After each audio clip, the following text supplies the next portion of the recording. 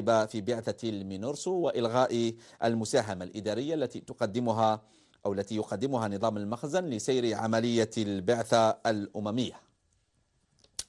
ماذا يعني تصريح بان كيمون عندما يقول أن كلمة الاحتلال التي وردت في تصريحاته الأخيرة خلال زيارته للأراضي المحتلة هي مجرد رد فعل شخصي على الظروف الإنسانية وعلى الظروف الإنسانية الصعبة التي يعيشها اللاجئون الصحراويون منذ فترة طويلة؟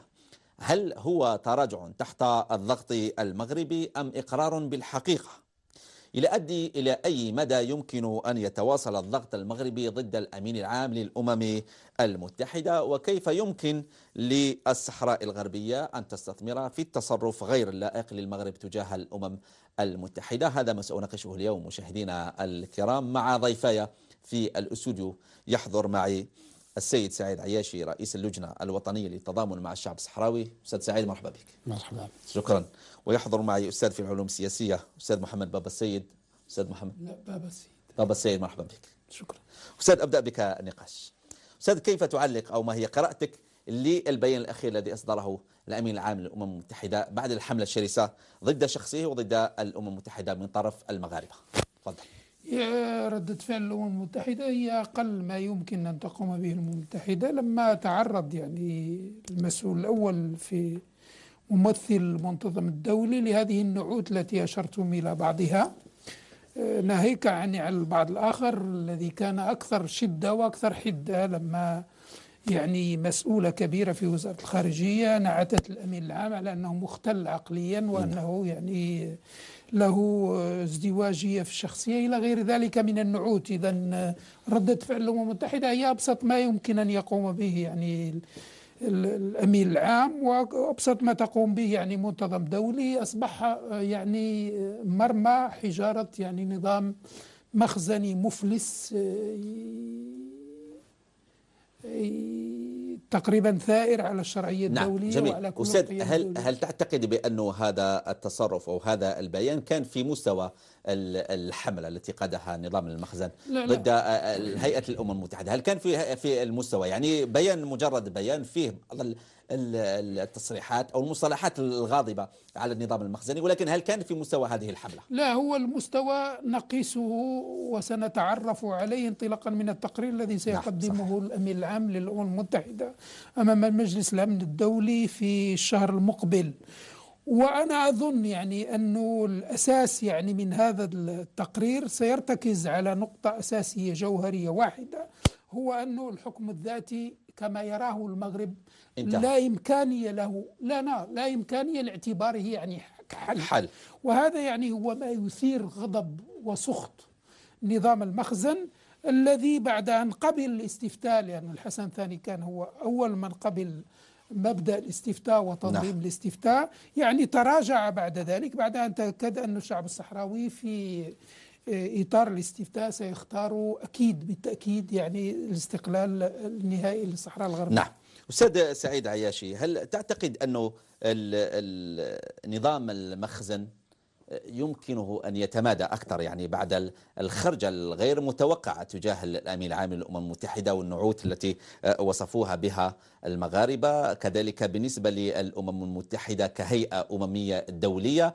هل تعتقد بأن نظام المخزن سيتمادى أكثر في حملته ضد هذه الهيئة الأممية، خاصة بعد التصريح الأخير الذي أصدره بان كيمون؟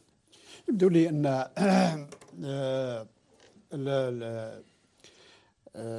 المسيرة والشمت والتوبيخ اللي قام بها الحكم المغربي تجاه السيد بان كيمون هو داخل في مسلسل كل التحديات اللي ارتكبها الحكم المغربي ضد المجتمع الدولي. ونذكر على سبيل المثال منع السيد كريستوفر روس في 2014 أن يلتحق بالمغرب من يزور المغرب، والسيدة كيم بولدوك أن تلتحق بمنصبها في الدخلة المحتلة.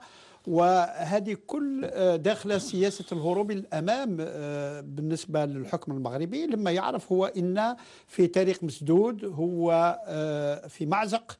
هو الآن بعد كل لائحات مجلس الأمن اللي يتأكد على من التزام الأمم المتحدة أن تنظم استفتاء تقرير المصير في فائدة الشعب الصحراوي. نعم. اليوم بعد تصريحات السيد بان كيمون أثناء زيارته الأخيرة في المنطقة، ولما تكلم بوضوح على لابد من إيجاد حل بصفة سريعة في هذا النزاع، فالمخزن اليوم راهو في قلق كبير مع الملك، وراهم يبحثوا على مخرج بالنسبة لهذا التقرير اللي يوجدوا السيد بان كيمون، واللي بدون شك يرفع فيه شيء زايد على اللائحات اللي على التقارير اللي كانت. جميل، شيء زايد على اللوائح التي كانت ترفع في السابق. أستاذ بابا السيد، التصريح الأخير، نتكلم دائما على بيان الأمين العام للأمم المتحدة فيما يتعلق بالحملة ضد شخصه وضد هيئة الأمم المتحدة، في حديث على أنه هذا الضغط يعني جاء بنتيجة على الأقل فيه تراجع بالنسبة لتصريح الأمين العام للأمم المتحدة لما وصف بالصحراء الغربية بالأرض المحتلة من طرف النظام المغربي. يقول بأن الصفة وهذه الكلمة، كلمة الاحتلال، جاءت كرد فقط شخصي على الظروف الإنسانية. هل تشوفها بأنت هو تراجع أم كذلك؟ لا، هذا في البداية فقط، لأنه الكاتب العام أظن أنه مسعاه في البداية كان يتلخص في عدم التصعيد مع النظام المغربي، هذا قبل تنظيم المظاهرات في الرباط وقبل أن يشن يعني أعضاء بارزون في الحكومة المغربية يعني هجوم لاذع على شخص الأمين العام من خلال النعوت التي أشرتم إليها في المقدمة. الآن وبعد أن اتضح أن المغرب يصعد من أجل ابتزاز الأمين العام شخصيا وابتزاز المنتظم الدولي قبل صدور القرار، يعني تبين للأمين العام أنه يجب أن يقلب الطاولة، وقلبها حقيقة من خلال البيان الذي أشار فيه أنه غاضب ومستاء جدا من هذا التصرف ومن هذه المظاهرات التي شارك فيها أعضاء يعني من الحكومة المغربية البارزة، الشيء اللي يضفي عليها يعني صبغة الرسمية.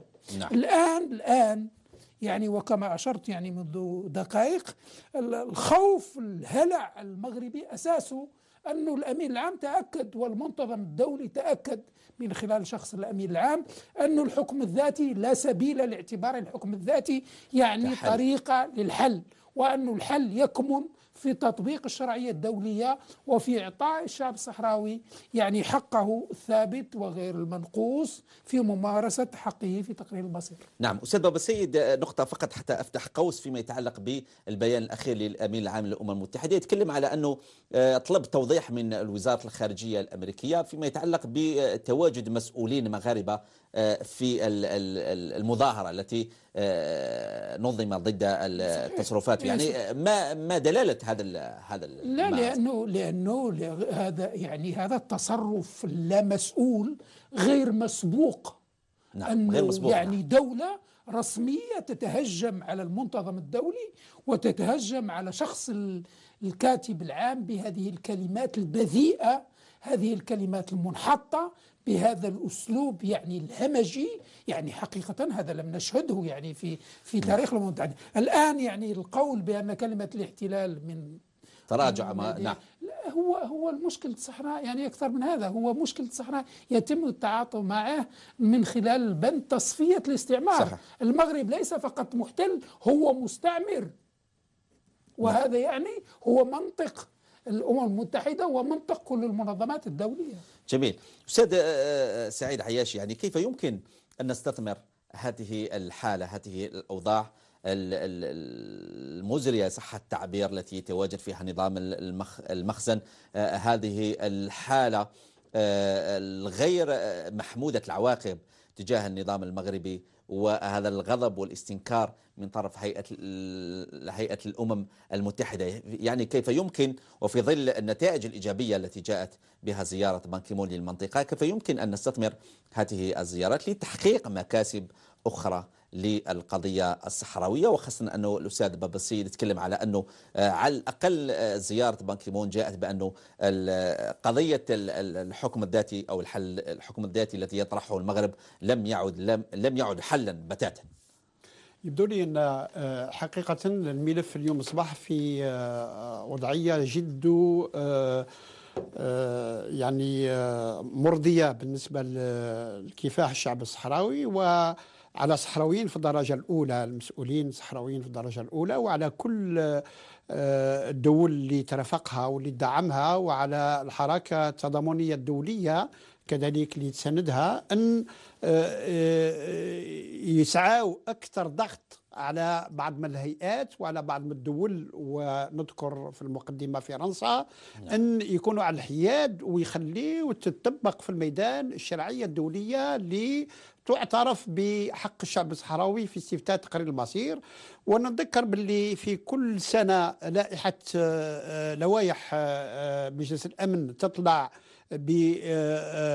بتوصية على تنظيم استفتاء تقرير المصير في هذا الشعب الصحراوي، كما كذلك توصية اللجنة الرابعة. وبالتالي اليوم ما بقى إلا مرحلة واحدة، وهي تحديد تاريخ تنظيم استفتاء تقرير المصير فيما يخص حل نزاع الشعب الصحراوي. وبالتالي على كل الصحراويين وعلى كل الناس اللي محبين للحرية والاستقلال والعدالة ويعني الحفاظ على حقوق الإنسان أن يديروا الضغط اللازم على هيئات الأمم المتحدة، مجلس الأمن والأعضاء الدائمة، وعلى فرنسا باش يقوموا بواجبهم ويسمحوا إلى هذا الحدث. أستاذ، في هذه النقطة يعني النظام المغربي يتوعد أو يتكلم بطريقة يعني غير مألوفة ربما لأول مرة كما قال الأستاذ بابا السيد على أنه سيساعد كثيرا اللهجة. كنت طرحت عليك سؤال في البداية، إلى أي مدى يمكن أن يتواصل الضغط المغربي؟ تشوف بأنه يمكن للنظام المغربي أن يصعد اللهجة أكثر وربما يتخذ قرارات ربما أخرى أكثر مما هذه الحملة الشرسة ضد الأمين العام للأمم المتحدة، ويتكلم عن الجزائر، يتكلم على الصحراء الغربية وما إلى ذلك؟ عودنا النظام المغربي بهذه التصرفات وهذه ممارسة هذه السياسة الرديئة فيما يخص نزاع الصحراء الغربية، لما نعرف أن ليس هذا يعني الحدث الأول بالنسبة للتحديات أمام الأمم المتحدة. أنا ذكرت منذ لحظات لما منعوا السيد كريستوفر روس بالزيارة في المغرب، والسيدة كيم بولدو كانت تلتحق بالمنصب نتاعها، وكذلك في المفاوضات اللي جرت بين الطرفين تحت إشراف الأمم المتحدة، المناورات اللي يقوم بها المغرب، وكذلك الهروب من إيجاد هذا الحل الحقيقي.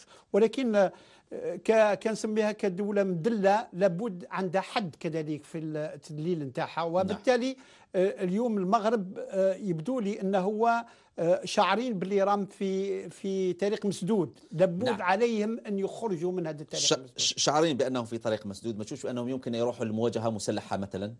مش في فائدتهم بين الجارة يعني المواجهة المسلحة كانت في الميدان. ذكروا من 75 من 73 إلى 91 كان جبهة البوليزاريو الجيش تحرير للشعب الصحراوي، ولكن منتصر في الميدان. من طالب توقيف القتال هو المغرب، لأن كان منهزم عسكريا، ما عندهم الشجاعة باش يرجعوا تجاه جارتهم الشرقي يعني الكفاح، ما عدا إلا بهدف أن يلوث المناخ المحيط في المنطقة. ولكن هذا هو خاسر عند نهاية الأمر، خاسر في هذا الشيء. نعم أستاذ بابا السيد، في هذه النقطة يعني تكلمنا على إلى أي مدى يمكن أن يتواصل هذا الهجوم وهذا العنف المغربي صح التعبير. أستاذ بابا السيد، في ظل هذا الاضطراب الذي تعرفه المنطقة، في ليبيا، في مالي، في تونس، الظاهرة الإرهابية تعرف ارتفاعا تناميا خطيرا في المنطقة، هل يمكن أنه لنظام المغرب أن يتجه إلى ربما أمور أخرى أكثر عنف، أكثر دموية بصح التعبير، فيما يتعلق بمواجهته لهذا لما يسميه انحيازا أمميا؟ هو في الحقيقة لما نقف يعني على آخر الإجراءات التي اتخذتها الحكومة المغربية، وخاصة سحب المدنيين المغاربة المتعاونين مع بعثة الأمم المتحدة لتنظيم الاستفتاء المينيرسو، إقدام المغرب على سحب يعني كل ممثليه من كل البعثات الأممية صحيح في الخارج. ويقول يعني أنه في إجراءات أخرى سيتخذها في المستقبل. أنا أظن أنه لاستكمال هذه المهاترات هو الدفع في اتجاه يعني تصعيد أكثر. نعم. والتصعيد الأكثر لا يمكن أن يأخذ إلا صبغة يعني مواجهة عسكرية، لكن المواجهة العسكرية كما أشار يعني الدكتور العياشي، المواجهة العسكرية أثبتت من خلال يعني أكثر من 20 سنة أن المغرب هو الخاسر. إذا لا يمكن أن تغير يعني شيء، بل ممكن أن تزيد يعني أوضاع المغرب تفاقما. الآن المشكل، وهذه المسألة شرع لها الدكتور العياشي، الآن ماذا يمكن أن نسأل أو نتساءل حوله هو الموقف الفرنسي من كل هذا. نعم. لأنه المملكة المغربية لا يمكن أن تقدم على أي عمل إلا إذا حصلت على الضوء الأخضر من الحكومة الفرنسية. والحكومة الفرنسية في الحقيقة هي التي تقف أمام هذه يعني الدينامية، عدم الاستقرار، سواء في المغرب العربي بما فيها ليبيا، بما فيها مالي. بما فيها النيجر. بما فيها الصحراء الغربية. الدولة الفرنسية هي التي تقف أمام كل هذه بذور الشقاق، هذه بذور التفرقة، هذا بذور يعني النزاعات الموجودة والمغروسة في منطقة المغرب العربي. الآن هل من مصلحة فرنسا أن تقلب يعني العالم في شمال إفريقيا وتجعله على غرار ما يجري في الشرق الأوسط، يعني دويلات تواجه بعضها البعض؟ هذا السؤال المطروح. تدليلا للمغرب يعني تدليلا للمغرب، ويعني فهم سيء حتى نعم. للمعطيات يعني الجغرافية السياسية.